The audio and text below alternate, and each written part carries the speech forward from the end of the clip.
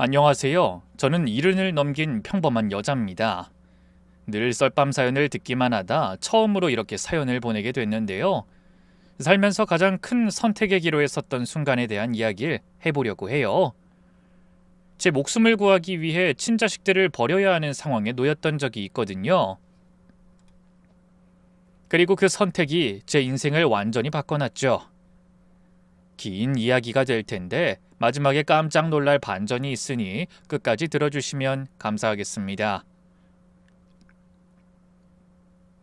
제 고향은 지방에 있는 작은 소도시였는데요.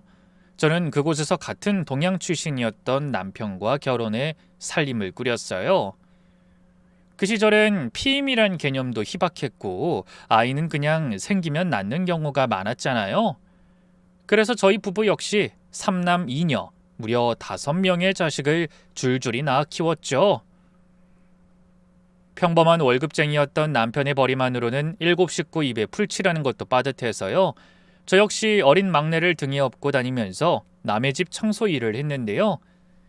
이미 여러 번의 임신과 출산을 반복하면서 망가질 대로 망가진 몸으로는 여러모로 힘든 부분이 많았어요. 조금만 움직여도 무릎이 쑤셨고 막내 아들을 업은 허리는 부서질 것처럼 아팠죠. 그래도 일을 그만둘 순 없었어요. 아이들이 자라면 자랄수록 돈 나갈 일이 천지였으니까요. 하루하루가 고된 나날들의 연속이었지만 그래도 언젠가는 살림살이가 나아질 거란 희망이 있었어요. 남편과 저는 성실하고 바지런했고 아이들은 누구 하나 거를 것 없이 다 영특했으니까요. 특히 큰아들은 수제 소리를 들을 정도로 공부를 잘했죠. 하지만 큰아들이 고등학교에 입학할 무렵 저희 가족에게 뜻하지 않은 불행이 닥쳤어요. 유독 무더웠던 어느 여름날이었는데요. 남편이 다니던 공장에서 큰 불이 난 거예요. 여보세요? 춘봉씨 부인 맞아요? 빨리 땡땡병원으로 오세요. 공장에서 불이 나서 춘봉씨가 많이 다쳤어요. 수화기 너머로 들려오는 공장 반장님의 다급한 목소리에 저는 막내를 등에 업고 뛰어나갔어요. 제발 무사하길 바랬건만 병원 응급실에 도착했을 때 남편은 이미 의식을 잃은 상태였죠. 온몸은 물론 얼굴까지 심각한 화상을 입어 남편이란 걸 알아보는데도 한참이 걸렸어요. 정말 하늘이 무너지는 기분이었네요. 여보, 정신 차려, 여보! 남편의 손을 잡고 계속 불러봤지만 아무 대답이 없더라고요. 의사 선생님이 나와서 중태라고 각오를 하라고 하시는데 그 말이 무슨 뜻인지 알면서도 받아들이고 싶지 않았죠. 사흘밤을 병원에서 지새우며 기도하고 또 기도했지만 남편은 끝내 눈을 뜨지 못했어요. 임종을 지키는 순간 저는 남편의 귀에 대고 속삭였죠. 여보 미안해. 당신 혼자 이렇게 먼저 가게 만들어서. 애들은 너무 걱정하지 말고 알았지? 내가 어떻게든 다 잘 키울 테니까. 그러니까 편히 가. 남편의 장례를 치르고 나니 남은 건 빚뿐이었어요. 원래도 넉넉한 살림이 아니었는데 남편의 병원비며 장례비가 꽤 나왔거든요. 다행히 남편이 일하던 공장에서 어느 정도 보상을 해줬지만 그래도 빚을 다 갚기엔 택도 없었네요. 그런 제 사정을 안 주변 사람들은 자식들을 다른 곳에 보내라고 했어요. 친척집이나 아니면 보육원 같은 곳 말이죠. 그때만 해도 살림이 어려워지면 자식들을 다른 곳으로 보내버리는 일이 흔했거든요. 정순아, 현실을 봐야지. 네가 애 5을 어떻게 다 키워? 큰애랑 둘째야 사내애들에 다 컸으니 그냥 두고 막내랑 계집애들은 친척집에 맡기거나 어디 양자로 보내.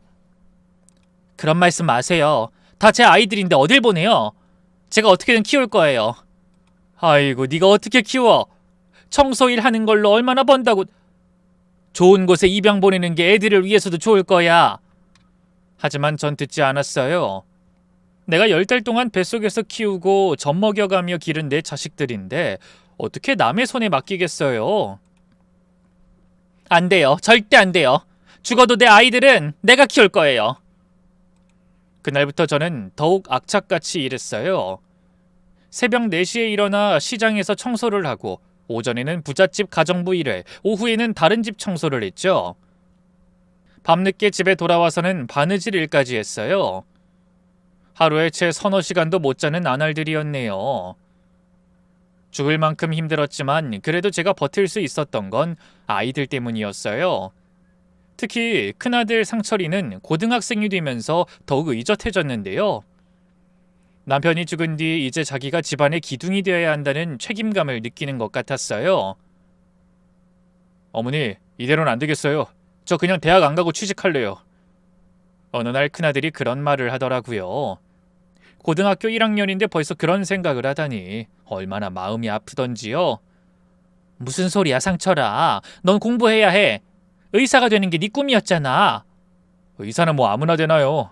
그리고 어머니 혼자 이렇게 고생하는데 저 혼자만 편하게 공부하고 있으면 안 될 것 같아요. 안 돼. 절대 안 돼. 엄만 괜찮으니까 그런 소리 하지 마. 네가 훌륭한 의사 되는 게 엄마 평생 소원이야. 알았어? 그치만 엄만 괜찮아, 상철아. 그러니까 넌 그냥 열심히 공부만 해. 당시 큰아들의 꿈은 의대에 진학해 의사가 되는 거였어요. 주변 지인들을 통해 의사 되는 게 돈이 얼마나 많이 들어가는 일인지 알고 있었고, 솔직히 두렵고 막막했지만 그렇다고 해서 그걸 자식들 앞에서 티내고 싶진 않았어요. 저는 부모였으니까요. 제가 아무리 힘들어도 내 자식들만큼은 공부에만 전념하게 해주고 싶었죠. 큰아들은 고등학교 3학년이 되자 본격적으로 의대 진학 준비를 시작했고요. 그해 말 저희 지역에 있는 국립의대에 당당하게 합격했죠. 문제는 등록금이었어요. 지금도 그렇지만 당시에도 의대 등록금은 억소리가 날 만큼 비쌌거든요. 요즘은 장학금이나 대출 제도라도 잘 돼 있지 그땐 그런 것도 별로 없었으니까요. 어떡하지? 아직 빚도 다 못 갚았고 먹고 죽을래도 돈이 없는데 돈을 어디서 구하지? 다행히 친척 어르신 몇 분이 저희 사정을 알고 십시일반 돈을 모아 빌려주셨는데요. 그걸론 택도 없었어요. 고민 끝에 저는 살고 있던 집을 팔기로 결심했죠. 비록 작고 낡았지만 그래도 제 명의로 된 유일한 재산이자 남편과의 추억이 깃든 소중한 보금자리였는데 그래도 큰아들의 미래를 위해서라면 어쩔 수 없었네요. 다음날 바로 부동산에 가서 집을 내놨어요. 큰아들이 뒤늦게 이 사실을 알고 어쩔 줄 몰라 했기에 애써 아무렇지 않은 척했네요. 이놈의 낡은 집 실은 진작에 팔아치우고 싶었다. 꼭 너 때문에 그런 게 아니니까 너무 마음 쓰지 말어. 거짓말. 저야 기숙사 들어가면 된다지만 이 집 팔면 앞으로 어머니랑 동생들을 어떡해요? 이 넓은 하늘 아래 우리 식구들 몸 누일 곳이 없을까? 남의 집 새빵살이라도 하면 되지. 걱정 마라. 다행히 집은 꽤 좋은 값에 금세 팔렸고요. 저는 바로 큰아들 의대 등록금을 냈어요. 그리고 나머지 돈으로는 작은 새빵을 구했죠. 이전보다 훨씬 좁고 낡은 집이었지만 그래도 큰아들이 의대생이 됐다는 기쁨에 모든 게 견딜만 했어요. 큰아들은 제 희생을 너무 잘 알았어요. 의대에 다니면서도 틈틈이 과외를 해서 용돈을 벌었고요. 방학 때마다 집에 와서 동생들 공부를 봐줬죠. 다른 아이들도 그런 첫째를 보고 자극받았나 봐요. 너나 할 것 없이 공부에 더욱 매진하기 시작했어요. 저는 첫째 때와 마찬가지로 나머지 아이들 모두 있는 힘껏 뒷바라지 해주고 싶었어요. 그래서 더욱 열심히 일했죠. 단 하루도 쉬는 날 없이 새벽부터 밤 늦게까지 멈추지 않는 기계처럼 말이에요. 그런 저를 하늘에서 남편이 지켜봐준 덕분일까요? 일하던 시장의 한 상인분 추천으로 작은 칼국수 가게를 시작했는데요. 그게 생각보다 장사가 잘 돼서 살림이 조금씩 피기 시작했어요. 지역신문에 맛집으로 소개가 되면서부턴 주말마다 손님들이 줄을 서기 시작했고요. 통장에 계속해서 돈이 쌓여갔죠. 그렇게 한 10년쯤 지나니 빚을 다 갚은 건 물론이고요. 가게에 있던 상가 건물을 통째로 사들이기까지 했네요. 자식 농사도 성공적이었어요. 큰아들은 무사히 의대를 졸업하고 전문의가 되었고요. 둘째는 사업에 성공했어요. 큰딸은 결혼 후 전업주부가 되었지만 대기업 다니는 사위를 만났고요. 둘째 딸은 교사가 됐죠. 막내도 공무원이 되어 안정적인 삶을 꾸려나가기 시작했고요. 자식들이 전부 잘 자라줘서 정말 뿌듯했어요. 그간의 제 고생이 헛되지 않았구나 싶었죠. 또 이제는 저도 편하게 살 수 있을 거라고 생각했어요. 효성스러운 자식들이 저를 모셔줄 거라고 믿었거든요. 실제로 자식들은 매달 꾸준히 용돈도 보내주고 효도 관광이니 뭐니 하면서 여행도 보내주고 하면서 저를 잘 챙겼어요. 주변에서 많이들 부러워했죠. 효자 효녀가 무려 5이나 됐으니까요. 그러던 중 큰아들에게 사귀는 여자가 생겼어요. 같은 병원에서 일하던 간병인이라고 하더군요. 같은 의사도 하다못해 간호사도 아닌 간병인이라니. 솔직히 좀 당황스러운 게 사실이었는데요. 그래도 아들이 사랑하는 여자라니 만나보자 싶었어요.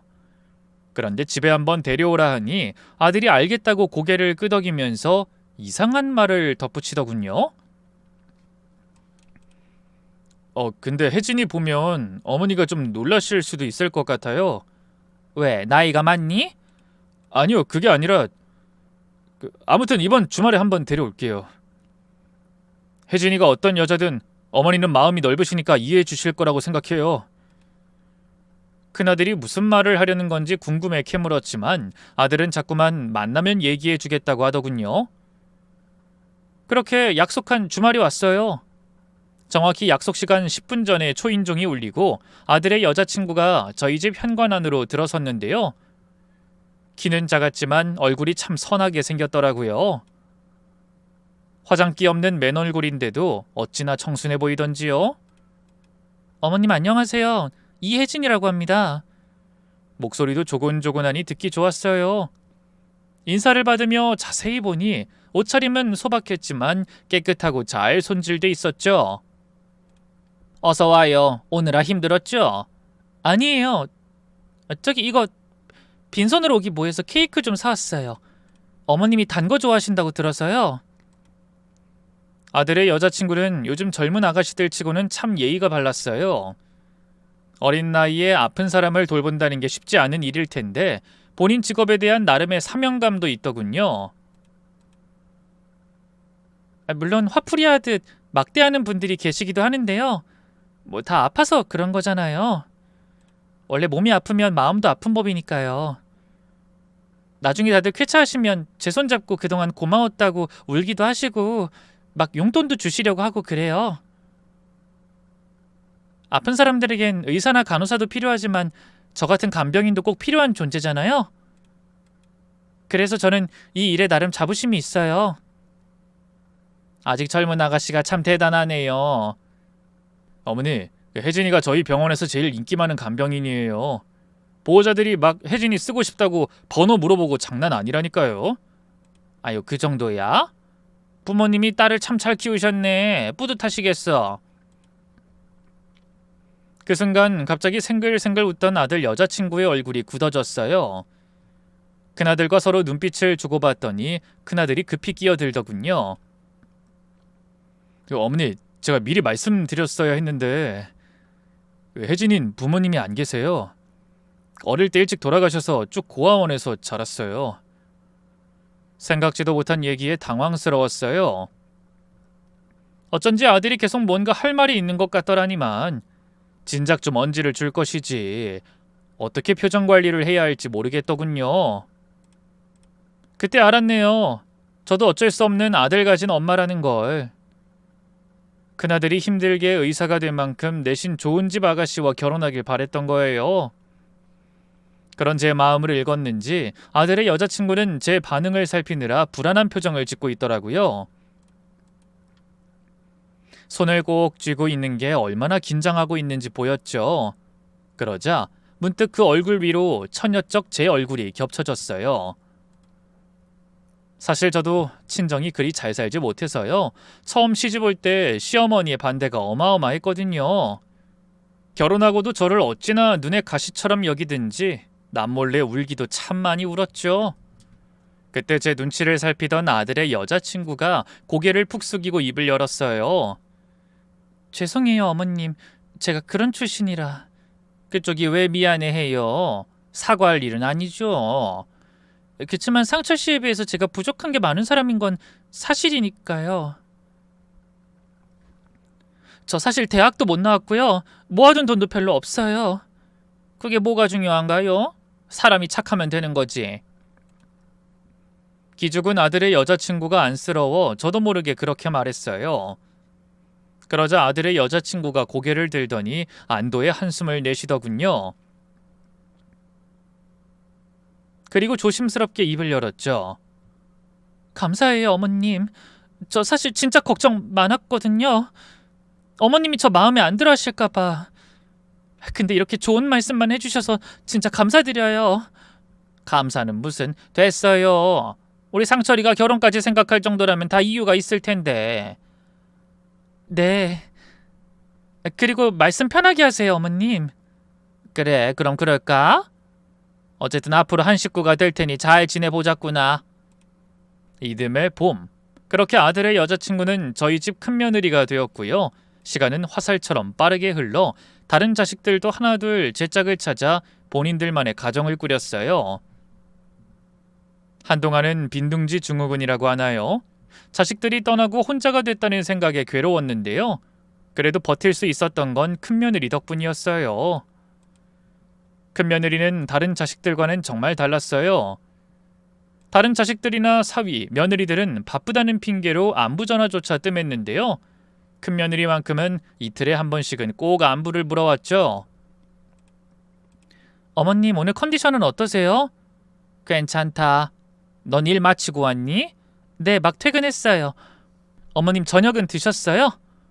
혹시 드실 거 없으면 제가 지금 가서 뭐 좀 차려드릴까요? 아이고, 됐다. 너도 일하느라 피곤할 텐데 무슨. 아니에요. 간 김에 어머님 얼굴도 보고 하는 거죠. 큰며느리는 일을 쉬는 날이면 꼭 저희 집에 와서 청소며 빨래며 다 해주고 갔어요. 제가 말리면 어머님 혼자 사시는데 당연히 제가 해드려야죠 라고 하면서 말이에요. 큰며느리가 오는 날이면 하루 종일 집안이 환해지는 기분이었네요. 어쩜 그렇게 성격이 밝고 순한지 같이 있으면 저도 덩달아 기분이 좋아졌어요. 그런데 문제는 다른 자식들과 그 배우자들이었어요. 큰며느리가 고졸의 고아 출신이라는 걸 계속 문제 삼더라고요. 가족 모임이 있을 때마다 은근히 무시하고 따돌렸죠. 특히 둘째 며느리가 유독 그랬어요. 식구들끼리 모여 화기애애하게 담소를 나누고 있다가도 톡톡 쏘는 말로 큰며느리를 공격했죠. 참, 형님은 대학 어디 나오셨다고 했죠? 난 대학 안 나왔어. 고졸이야. 전에도 몇 번 말했던 것 같은데. 맞다. 깜빡했어요.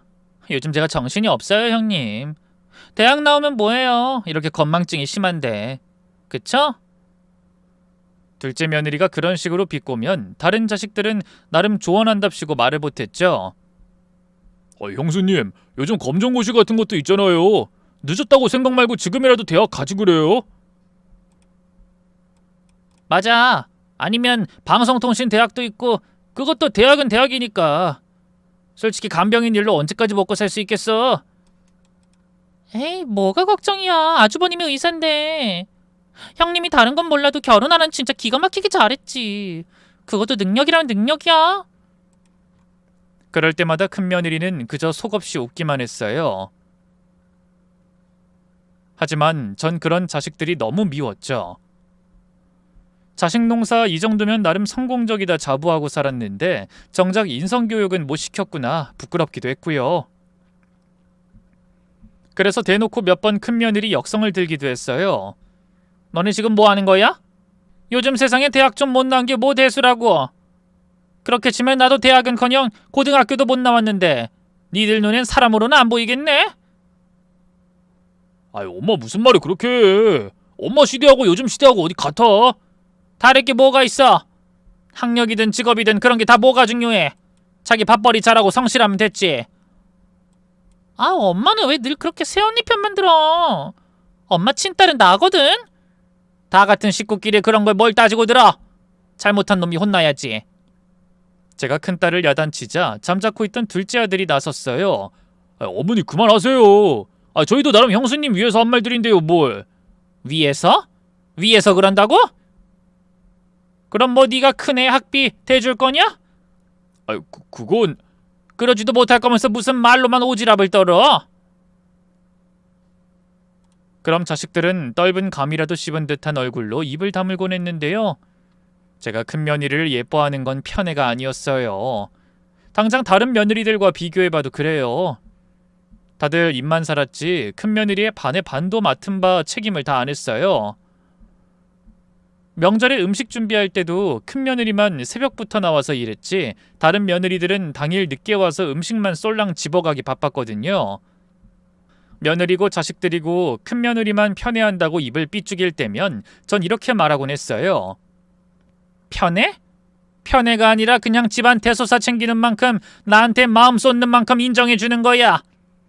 네가 큰 며느리만큼만 해보고 편애니 뭐니 그런 소리래라.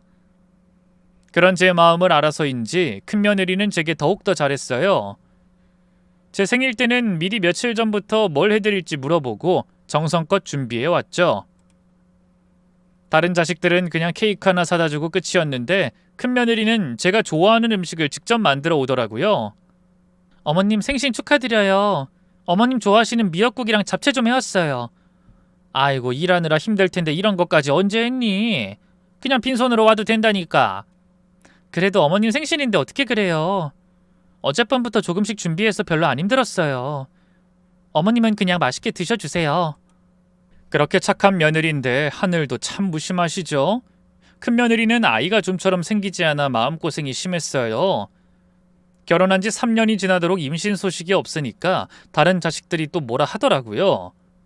형수님, 병원 검사는 받아보셨어요? 네, 받아봤는데 별다른 문제는 없다고 하네요. 그럼 형은요? 형도 괜찮대요. 그럼 왜 안 생기는 거예요? 좀 이상하네. 둘째가 그런 식으로 말하면 큰며느리는 말없이 고개만 숙이고 있었죠. 저는 그런 큰며느리가 안쓰러웠어요. 괜히 그런 말 하지 마라. 애는 하늘이 점지해주는 거지 재촉한다고 되는 게 아니잖아. 그래도 3년이나 됐는데요. 3년이 뭐가 길어? 엄마 땐 결혼하고 5년 만에 첫 애 가진 사람도 많았어. 하지만 다른 자식들이 하나둘 임신과 출산을 해서 손주 손녀들이 늘어갈수록 큰며느리는 아이에 대한 압박감으로 말라갔어요. 가족들끼리 모였을 때도 아이 얘기만 나오면 분위기가 어색해졌죠. 저는 하루빨리 큰며느리에게도 아이가 찾아오길 진심으로 바랬어요. 절에 가서 매일 치성드리기도 했는데요. 그런 제 간절함이 통한 걸까요? 어느 날 큰며느리가 화난 얼굴로 절 찾아왔어요. 어머님 좋은 소식 있어요. 뭔데 그렇게 좋아해? 저 임신했어요. 그 말을 듣는 순간 저도 너무 기뻤어요. 정말? 정말이야?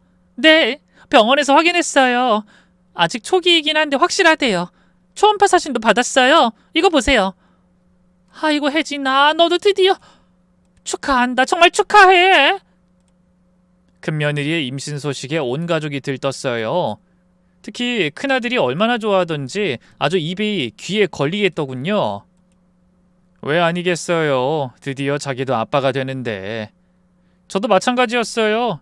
드디어 손주를 볼 수 있다는 생각이 설렜네요. 우리 며느리 몸조심 잘해야 해. 무거운 거 들지 말고 계단도 조심하고. 네 어머님 조심할게요.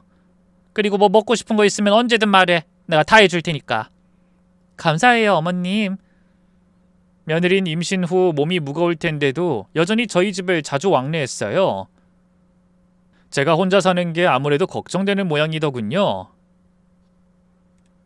너무 자주 오는 거 아니니? 안 와도 된다니까. 저도 집에 혼자 있으면 심심해서 그래요. 간병인 일도 그만둬서 하루가 너무 긴걸요. 그럼 전화를 해. 내가 갈 테니까. 괜찮아요. 의사 선생님도 너무 누워만 있으면 안 좋다고 적당히 움직이랬어요. 그런 큰며느리가 고마우면서도 걱정됐어요. 너무 무리하는 건 아닌가 싶어서 말이죠. 그런 큰며느리가 갑자기 달라진 건 임신 7개월 무렵이었어요.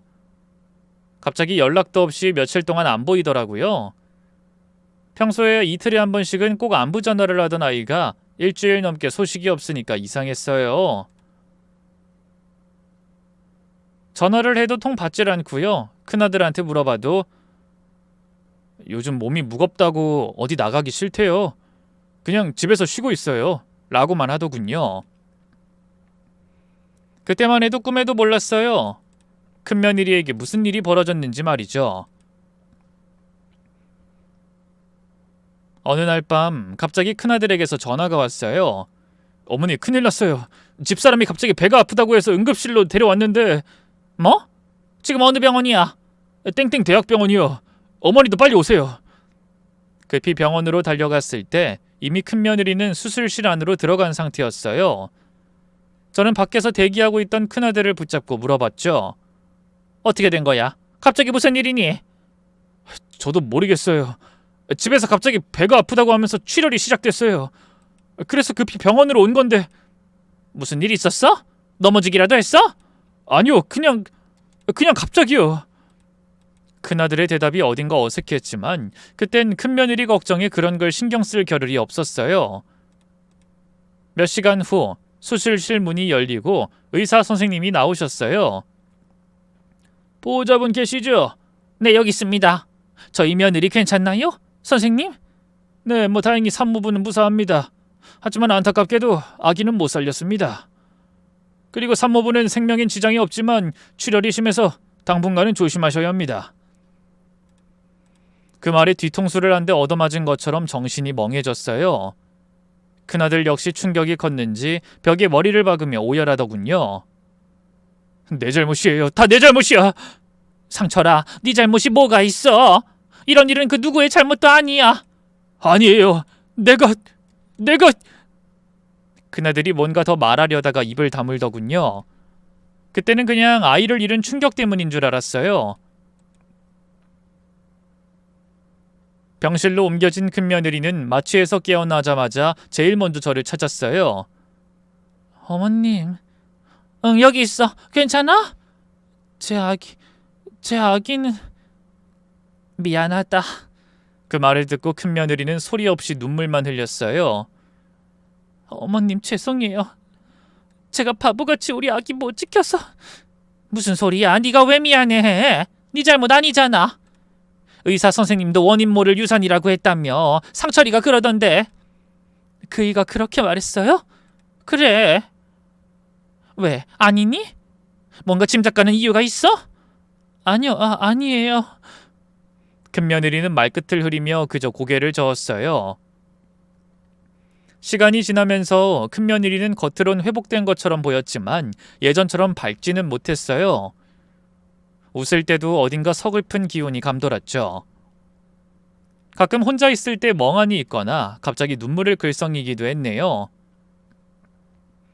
혹시 아이를 잃은 충격 때문에 우울증이라도 온 건 아닌가 싶어서 걱정이 됐어요. 그러던 중 저에게도 큰 시련이 닥쳤어요. 몸이 자꾸 붓고 소변 색깔이 이상해서 병원에 갔더니 신장에 문제가 있다고 하더군요. 어르신, 이 신장 기능이 많이 떨어져 있어요. 당장 투석을 시작하셔야 할 것 같습니다. 투석이요? 네. 그리고 근본적인 치료를 위해서는 신장 이식을 고려해 보셔야 할 수도 있습니다. 의사 선생님의 말을 듣고 하늘이 노래지는 기분이었어요. 이제 겨우 70인데 벌써 이런 병에 걸리다니. 혹시 죽을지도 모른다는 생각에 어찌나 겁이 나던지요. 누구나 다 그렇겠지만 저 역시 살 만큼 살았어도 아직 죽고 싶지는 않았어요. 아직 해야 할 일도 많고 자식들도 걱정되고 무엇보다 저를 친정 엄마처럼 의지하던 큰며느리가 혼자 남겨질 생각을 하니 마음이 아팠죠. 그때부터 저는 식당도 다 정리하고요. 열심히 병원을 다니며 치료를 받기 시작했어요. 어떻게든 살고 싶었거든요. 하지만 투석을 시작하면서부터 몸이 더욱 힘들어졌어요.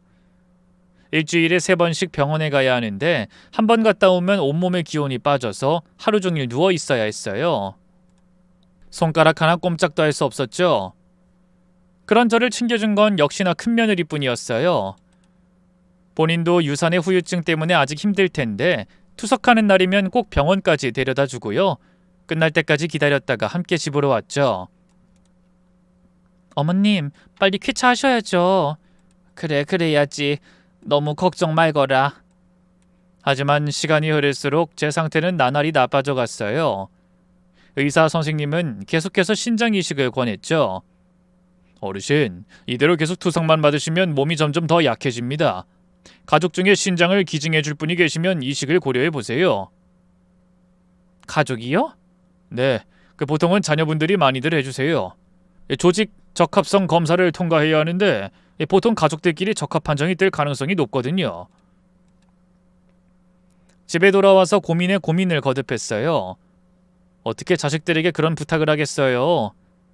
제가 신장을 떼어주진 못할 망정 신장을 내놓으라뇨. 하지만 의사 선생님 말로는 이식을 하지 않으면 몇 년 못 간다고 하니 너무 두렵고 눈물이 나더라고요. 결국 용기를 내어 자식들을 불러 모았어요. 오랜만에 온 가족이 모였는데 다들 제 얼굴을 보고 깜짝 놀라더군요. 어머니, 얼굴이 많이 상하셨네요. 투석 받으면 이래, 별거 아니야. 그래도 너무 야이셨어요.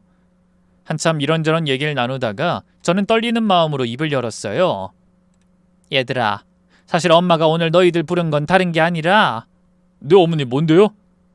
엄마가 신장 이식을 해야 할 것 같다. 순간 거실이 조용해졌어요. 자식들은 서로 눈치만 볼 뿐 좀처럼 뭐라 말하지 못하더군요. 제일 먼저 정신을 차리고 입을 뗀 건 큰딸이었어요. 그게 무슨 말이야, 엄마? 신장 이식을 해야 된대? 그래. 의사 선생님이 가족 중에 신장을 기증해 줄 사람이 있으면 이식을 하라고. 그렇지 않으면 몇 년 못 간다고 하더라. 나도 이런 말하는 거 너무 염치 없다는 거 아는데 아직은 죽고 싶지 않구나. 아직 죽기엔 이르잖아. 손주 녀석들 크는 것도 좀 더 보고 싶고.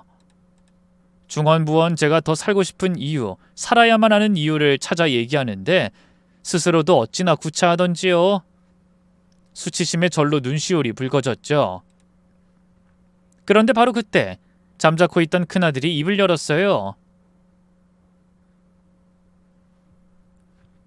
어머니, 그게 쉬운 일은 아니에요. 엄마도 안다. 쉬운 일 아니라는 거. 하지만 어머니, 제 앞날을 생각해 보세요. 의사가 신장 하나 없으면 힘든 수술이나 응급 상황에서 어떻게 버티겠어요? 그리고 큰아들이 한참 망설이더니 차가운 목소리로 말했어요. 솔직히 말씀드리면 어머니 정도면 오래 사신 거예요. 그 말을 듣는 순간 귀를 의심했어요. 내가 잘못 들은 건가? 내 아들이, 그것도 제일 효자였던 큰아들이 지금 뭐라고 한 거지? 뭐라고? 어머니, 현실적으로 생각해 보세요. 70이 넘으셨는데 그리고 신장 이식도 100% 성공한다는 보장이 없잖아요. 그러자 기다렸다는 듯이 다른 자식들도 큰아들을 거들기 시작했어요. 형 말이 맞아요, 어머니. 꼭 성공한다는 보장도 없는데. 그러니까 말이야. 그리고 엄마도 솔직히 너무 이기적인 거 아니야? 우리도 각자 가정이 있고 아이들이 있는데. 이기적? 내가 지금 이기적이라는 거니? 제 반문에 둘째 딸이 아차하는 표정으로 입을 다물었어요. 그동안 내가 너희를 어떻게 키웠는데, 너희 아버지 돌아가시고 내가 너희를 어떻게 뒷바라지했는지 다 알면서 어떻게 나한테 그런 말을... 엄마, 내 말은 그런 뜻이 아니라... 자식들의 말을 듣고 있자니 너무 서운하고 가슴이 아팠어요. 하지만 한편으로는 이해가 되는 부분도 있었어요. 신장을 떼어내는 건 정말 큰 수술이잖아요. 만약에 수술 중에 자식들에게 무슨 일이라도 생기면 그건 정말 돌이킬 수 없는 일이잖아요. 내가 살려고 자식의 목숨을 위험에 빠뜨릴 순 없는 거였어요.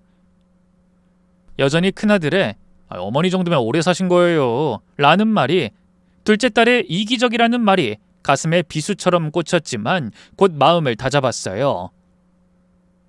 서운함과 배신감을 애써 억누르고 스스로를 자책했죠. 그래, 내가 앞길 창창한 자식들한테 무슨 부탁을 한 거야. 이기적이란 말을 들어도 싸지 싸. 눈물이 목 끝까지 차올랐지만 꾹 참았어요. 자식들 앞에서 울면 더 미안하게 만들 것 같았거든요. 알겠다. 저는 작은 목소리로 말했어요. 엄마가 너무 성급했나 보구나. 어머니. 아니야, 너희들 말이 맞아. 각자 가정도 있고 지켜야 할 식구들이 있는데 엄마가 생각이 짧았어. 사실 마음 한편으로는 여전히 서운했어요.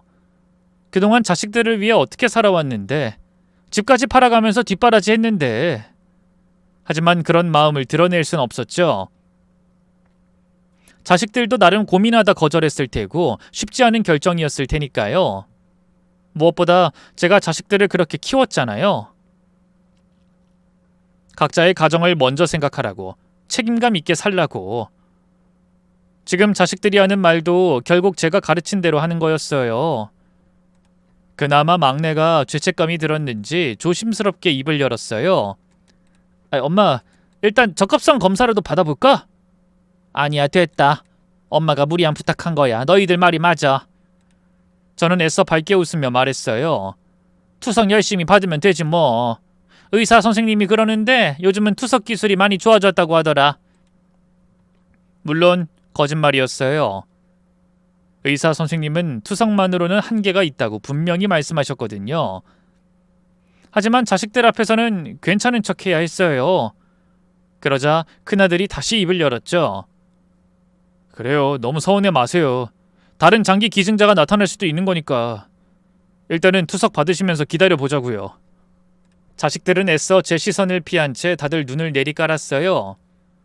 표정을 보니 다들 마음이 무거운 것 같았죠. 그런 자식들을 보니 오히려 제가 더 미안해지더군요. 결국 그날 가족회의는 그렇게 끝났어요. 자식들이 돌아간 후 큰며느리만 자리를 지키고 있다 제게 조심스럽게 물었죠. 어머님, 정말 괜찮으세요? 괜찮다고 했잖아. 하지만 빨리 신장이식을 받으시는 게 좋을 텐데. 아니야, 내가 생각이 부족했어. 자식들한테 신장을 주진 못할 망정 달라고 하다니. 너무 이기적이었지. 그러자 큰며느리가 제 손을 꼭 잡았어요. 어머님, 그런 말씀 마세요. 사실이야. 혹시라도 수술 중에 무슨 일이라도 생기면 그건 정말 돌이킬 수 없는 일이잖아. 내가 어떻게 그런 위험을 감수하라고 할 수 있겠어. 그날 밤 혼자 방에 누워서 천장을 바라보며 생각에 잠겼어요. 서운한 마음이 없다면 거짓말이겠지만 그보다는 자식들이 걱정됐어요. 다들 죄책감 때문에 힘들어할 것 같았거든요. 특히 큰아들이 제일 걱정됐죠. 의사로서 어머니를 살릴 수 있는 방법이 있는데도 못 해준다는 게 얼마나 마음에 걸릴까요? 그래서 일부러 어머니 정도면 오래 사신 거예요 라는 말을 한 건지도 모른다는 생각이 들더군요. 자기 마음을 달래려고 말이죠. 이후 자식들은 전보다 더 연락이 뜸해졌어요. 아마 저 때문에 죄책감을 느끼고 있어서 일부러 연락을 안 하는 것 같았죠. 가끔 안부 전화를 해도 어머니 몸은 좀 어때요? 라고 형식적으로 묻고는 금세 끊어버렸네요. 저도 괜찮다, 걱정하지 마라 라고 답할 뿐이었죠. 괜히 자식들을 더 힘들게 하고 싶지 않았거든요. 심지어 한 번은 큰딸이 조심스럽게 이런 말을 하더라고요. 엄마, 혹시라도 모르니까 미리 준비해두는 게 어떨까? 뭘 준비해? 만약에 말이야. 엄마가 원하시는 장례식장이나 장례 방법 같은 걸. 그 말을 듣고 가슴이 철렁했지만 화내지 않았어요. 딸도 걱정이 되니까 그런 말을 하는 거겠죠. 자식들 입장에서는 미리 준비해두는 게 나을 수도 있고요. 그래, 그것도 필요하겠구나. 엄마, 괜찮다. 미리 준비해두면 너희들이 나중에 편하겠지. 사실 장례식 얘기를 듣는 게 쉽지 않았지만 자식들을 위해서라면 그 정도는 해야 한다고 생각했어요. 그렇게 시간이 흘러가면서 저는 점점 체념하게 됐어요. 자식들에게 원망을 품고 싶지도 않았고 그저 남은 시간이나마 평안하게 지내고 싶었어요. 그러던 중에도 큰며느리만은 여전히 저를 챙겨줬어요. 투석하는 날이면 꼭 와서 기다려줬고요. 주기적으로 집에 와서는 이것저것 먹을거리를 만들어 놓고 갔어요. 어머님, 어머님 좋아하시는 소고기죽 만들어뒀으니까 조금이라도 드세요. 아셨죠? 고맙다, 얘야. 그리고 정말 미안하다. 뭐가 미안해요? 그냥 다 늙어서 괜히 폐만 끼치는 것 같아서. 그런 말씀 마세요, 어머님. 그리고 아니에요. 왜, 무슨 말 하려고? 아무것도 아니에요. 어쨌든 죽 꼭 챙겨 드세요. 큰며느리 역시 저를 걱정하느라 그런 걸까요? 나날이 얼굴이 어두워지고 몸에 살이 내렸어요. 저보다 큰며느리가 더 환자처럼 보일 정도였죠. 그런데 어느 날 밤, 큰며느리가 연락도 없이 절 조용히 찾아왔어요. 평소와 달리 표정이 심각했죠. 어머님, 제가 중요하게 드릴 말씀이 있어요. 뭔데 그렇게 진지해? 저는 큰며느리의 심각한 표정을 보며 물었어요. 혹시 큰며느리에게 또 무슨 안 좋은 일이 생긴 건 아닌가 싶어서 걱정이 됐거든요. 어머님, 어머님을 제가 구해드릴게요. 뭐? 신장 이식 제가 해드릴게요. 순간 귀를 의심했어요. 뭐라고? 네가 신장 이식을 해주겠다고? 네, 제가 어머님께 신장 드릴게요. 혈액형도 맞고 병원에서 검사 받아보니까 조직 적합성도 괜찮다고 하더라고요. 알고 보니 큰며느리는 그동안 저 모르게 병원에서 미리 조직 적합성 검사까지 다 받아둔 상태였어요. 아니야, 안 돼! 전 깜짝 놀라 소리쳤어요. 네가 왜 그런 위험한 일을... 절대 안 돼! 말했잖니, 난 진짜로 괜찮다고. 상철이 말처럼 내 나이 정도면 살 만큼 살았지 뭐. 어머님, 그런 말씀 마세요. 그이가 그렇게 말했을 때 제가 얼마나 속상했는데요. 저 정말 하고 싶어요. 어머님이 저를 그렇게 아껴주셨는데... 큰며느리가 갑자기 눈물을 흘리기 시작했어요. 어머님이 없으면 전 정말 의지할 곳이 없어요. 기댈 수 있는 친정 부모님도 없고 어머님만이 저의 진짜 가족이에요. 얘야. 제 마음도 뭉클해졌지만 안 될 일은 안 되는 거였어요. 제 친자식들도 위험하다고 못한다고 발을 뺐는데 어떻게 며느리에게 신장을 달라고 하겠어요? 마음은 정말 고맙지만 그건 안 될 일이다. 너한테 무슨 일이라도 생기면 내가 어떻게 상철이 얼굴을 보겠니? 제 입에서 큰아들의 이름이 나오자 문득 큰며느리의 얼굴이 차가워졌어요. 그이는 그런 거 아무 상관없을걸요? 어쩌면 제가 신장 이식 수술 받다가 죽길 바랄 수도 있고요. 뭐? 그게 무슨 그런... 저는 큰며느리가 보이는 큰아들에 대한 적대감에 깜짝 놀라고 말았어요. 하지만 이내 큰며느리 입에서 나온 경악스러운 말에 더욱 크게 얼이 빠지고 말았죠. 큰며느리는 짐짓 표정을 굳히더니만 제게 그러더군요. 물론 제가 그냥 신장 드리겠다는 건 아니에요, 어머님. 한 가지 조건이 있어요. 조건이라니? 그 사람은 물론이고 아가씨들이나 서방님들한테도 유산 한 푼 물려주지 마세요. 차라리 전부 사회에 환원해 주세요. 뭐? 유산이라면 내 재산 말하는 거니? 네. 어머님 돌아가시면 어머님 재산 다 그 인간들한테 갈 거 아니에요. 그것만큼은 도저히 용납할 수가 없어요. 며느리의 갑작스러운 말에 너무나 당황스러웠어요. 갑자기 왜 그런 말을 해? 너 무슨 일 있는 거야? 혹시 애들하고 싸웠니? 그러자 머뭇거리던 며느리가 갑자기 핸드폰을 꺼냈어요. 어머님이 꼭 아셔야 할 게 있어요. 알아야 할 거라니. 이거 보세요. 큰며느리가 핸드폰에서 앨범을 열어 사진을 보여줬어요. 큰아들이 어떤 젊은 여자와 나란히 서 있었는데요. 친밀하게 끌어안고 있는 모습이 보통 사이가 아닌 것 같았죠. 이게 뭐야? 저는 어리둥절했어요. 그러자 큰며느리가 긴 한숨을 쉬면서 말했죠. 그이가 바람 피우고 있어요. 이미 1년 넘게. 머리가 띵해졌어요. 뭐라고?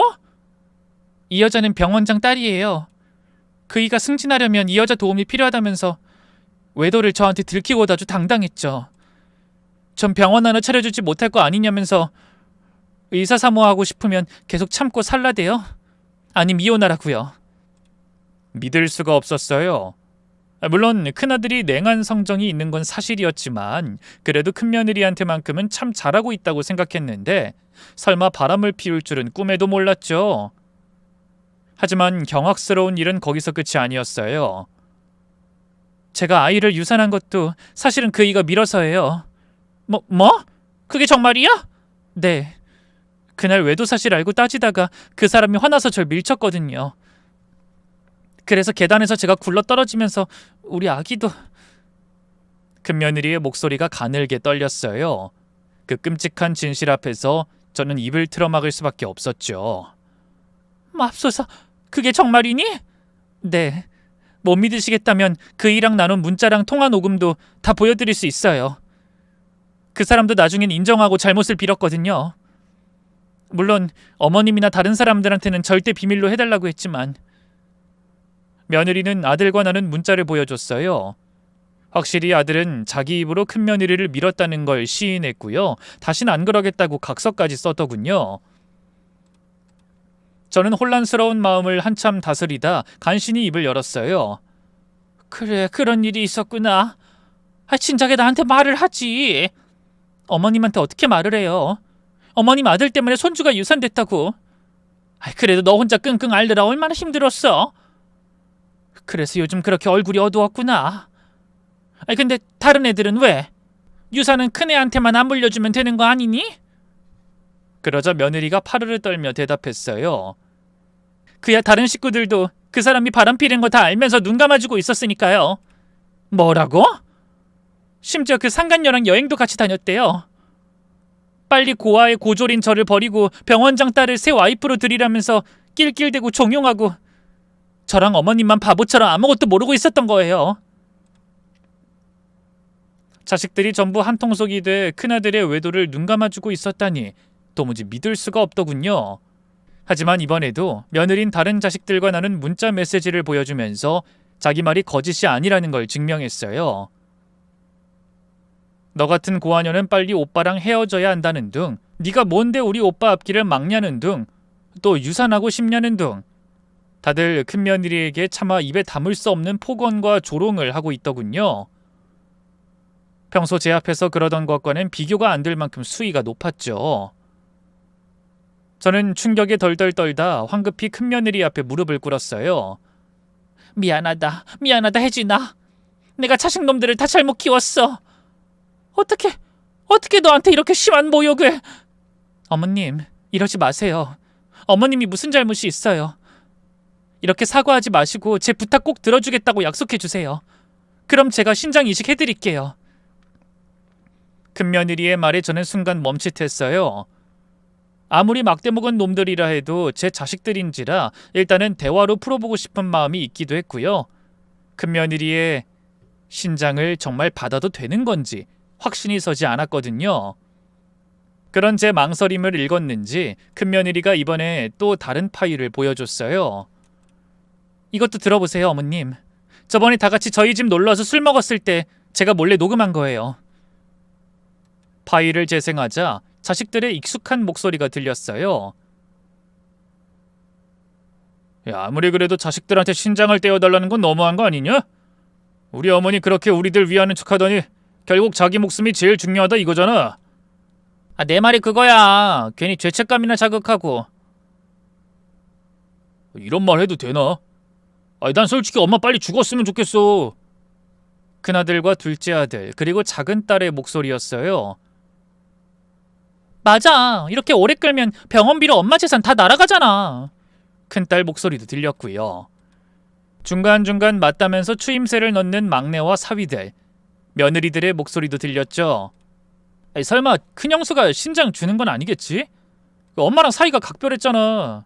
그럼 엄마가 자기 재산 다 큰형수한테 줘버리는 거 아니야? 야, 법이 있는데 어떻게 그러냐? 그러기만 해봐. 유리분 청구 소송으로 아주 법의 무서움을 보여줄 테니까.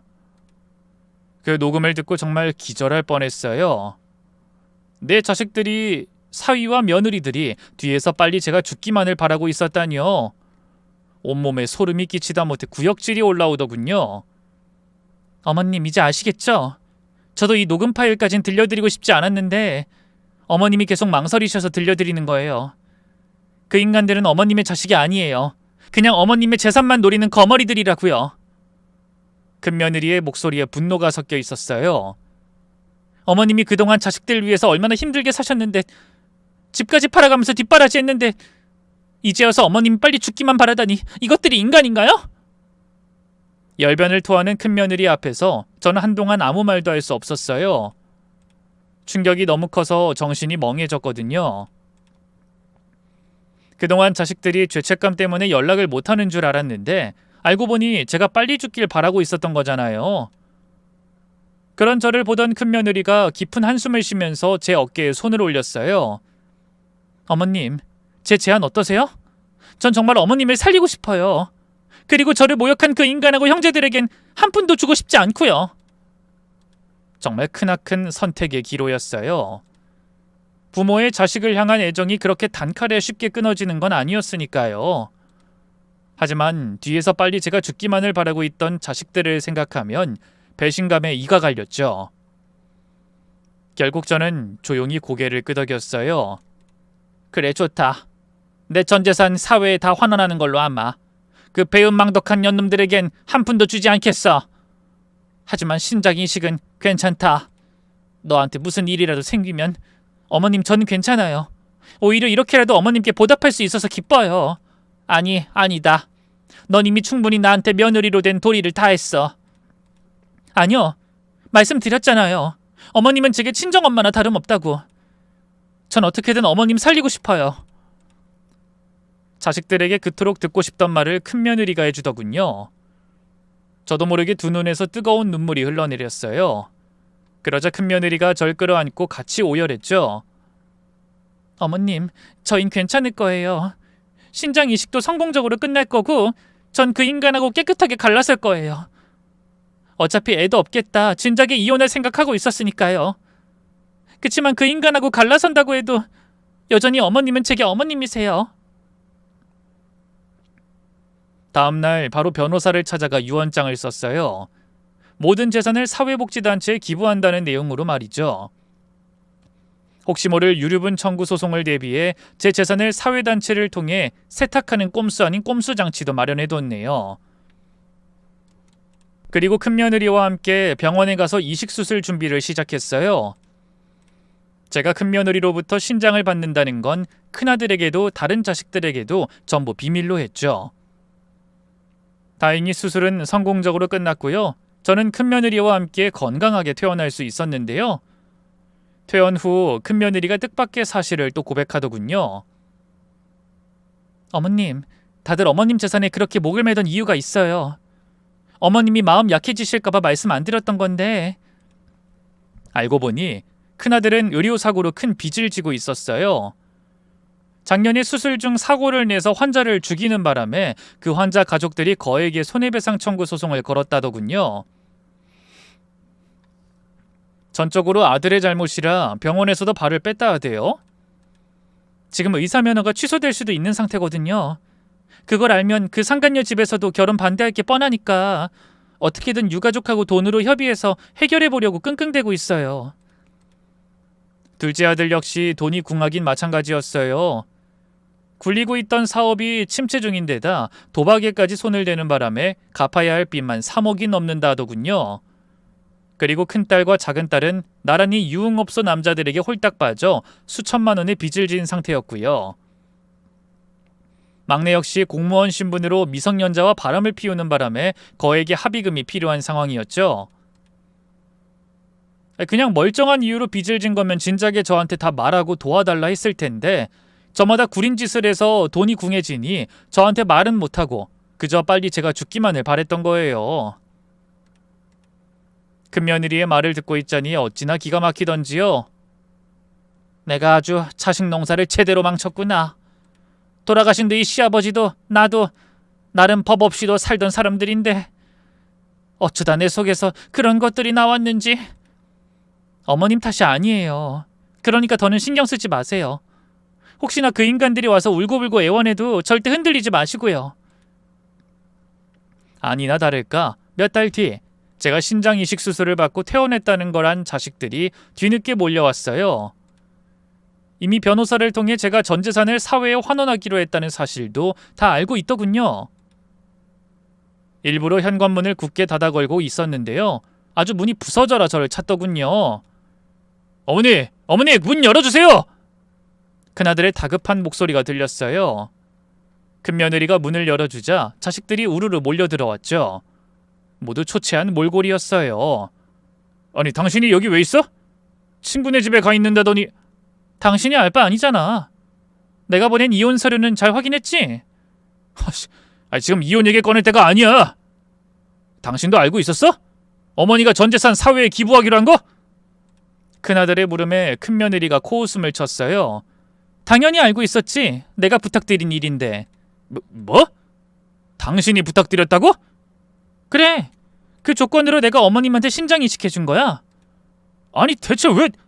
그야 당신이랑 당신 잘난 형제들한테 복수하기 위해서지. 이제 당신은 그렇게 탐내던 어머님 재산 10원 한 장 못 받아가. 그러자 큰아들은 물론 다른 자식들까지 큰며느리를 죽일 듯이 쏘아봤어요. 그리고 이내 다들 제게 매달리더군요. 어머니 정말 너무하신 거 아니에요? 어떻게 아무 상의도 없이. 맞아요. 전 재산을 다 사회에 기부해버리면 저희는 어떡하라고요. 끝까지 잘못했다 말 한마디 없이 따지기만 하는 자식들을 보면서 저는 헛웃음을 흘렸어요. 뭘 어떡하니? 그 돈이 어디 너희들 돈이야? 그동안 내가 피땀 흘려가며 번 내 돈인데 어떻게 쓰든 내 자유 아니니? 그러자 둘째 아들이 다급히 나섰어요. 어머니, 지금 저희가 신장이식 거절해서 그러신 거죠? 그땐 정말 어쩔 수 없었어요. 저도 지금 회사가 완전히 망해서 신장이식 같은 걸 할 겨를이. 웃기고 있네. 안 망했으면 해줬을까? 해줬겠죠. 어쨌든 형수가 해줬고. 어머니 이렇게 건강하게 퇴원했잖아요. 근데 전 지금 당장 죽게 생겼어요. 지금 빚만 3억이 넘는데 그거 못 구하면 회사 파산해야 해요. 큰딸도 울면서 매달렸어요. 엄마 제발 부탁이야. 나도 지금 급하게 막아야 할 돈이 있어서 이거 못 막으면 이혼당할지도 몰라. 하지만 자식들의 애원과 눈물 앞에서도 제 마음은 싸늘하기만 했어요. 다들 아주 절절하구나. 뒤에서 나 죽으라고 고사 지내던 것들이라고는 생각도 못하겠어. 제 말에 자식들이 얼굴을 굳힌 채 몸을 움찔했어요. 저는 말없이 큰며느리가 보내준 녹음 파일을 틀어보였죠. 다들 어찌할 바를 모르더군요. 아니 엄마, 이건 그러니까 너희들의 속마음을 아주 잘 전해 들었다. 오늘부로 너희 5명 다 내 자식들 아니니 그리 알아라. 엄마, 진짜 이럴 거야? 너희야말로 나 더는 귀찮게 하지 말고 썩 내 집에서 나가! 그러자 큰아들이 갑자기 무릎을 꿇고 두 손을 모은 채 싹싹 빌기 시작했어요. 어머니, 제발 제가 다 잘못했어요. 한 번만 용서해 주세요. 저 정말 죽을 것 같아요. 의료사고 배상금만 수억인데 당장 갚지 못하면 의사 면허도 박탈되고 감옥에 갈 수도 있어요. 그러게 바람이나 피울 게 아니라 환자나 제대로 돌보지 그랬어? 어머니, 다 자업자득이지. 그렇게 죽겠으면 그 상간이한테나 도와달라고 하렴. 제 조롱에 큰아들이 고개를 들더니 눈물범벅이 된 얼굴로 말했어요. 어머니, 그건 정말 실수였어요. 다신 바람 안 피울게요. 다신 그런 일 없을 거라고요. 다시는? 저는 코웃음을 쳤어요. 다시는이 어딨어? 이미 다 끝났는데. 큰애는 이미 너랑 이혼하겠다고 마음 굳혔다. 그러자 둘째를 비롯한 다른 자식들이 큰며느리에게 매달리기 시작했어요. 형수님이 좀 말씀해 주세요. 어머니가 형수님 말씀은 들으시잖아요. 저는 아무 말도 할 수 없어요. 큰며느리가 차갑게 대답했어요. 어머님께서 내리신 결정이니까요. 형수님 제발. 저희가 형수님한테 못했던 거 다 사과할게요. 그러니까. 사과요? 큰며느리가 비웃었어요. 언젠 저보고 고졸이라고 고아 출신이라고 무시했으면서 사과를 하신다니. 제가 황송해해야 하나요? 그러자 큰며느리를 무시하는데 앞장섰던 둘째 며느리가 비굴하게 매달렸어요. 형님, 그러지 마세요. 형님 좋으신 분이잖아요. 그래, 좋은 사람한텐 좋은 사람이지. 자넨 자네가 좋은 사람이라고 생각하나?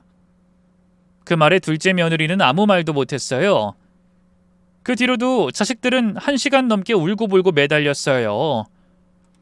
바닥에 엎드려 절을 하고 발을 붙잡고 애원하고, 하지만 저도 큰며느리도 단 한 번도 마음이 흔들리지 않았어요. 급기야 큰아들이 머리를 바닥에 박으며 울부짖더군요. 어머니, 저희가 정말 미쳤었어요.